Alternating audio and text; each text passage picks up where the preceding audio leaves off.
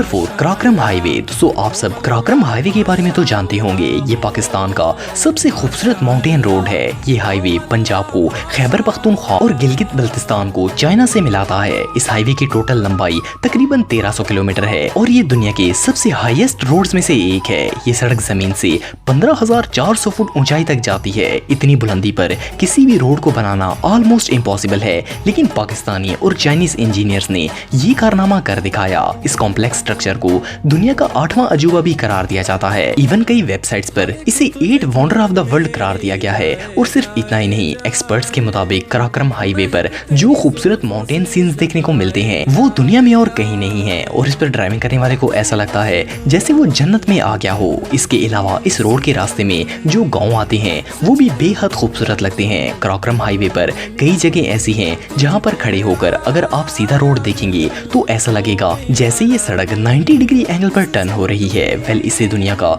सबसे खूबसूरत रोड कहना गलत नहीं होगा।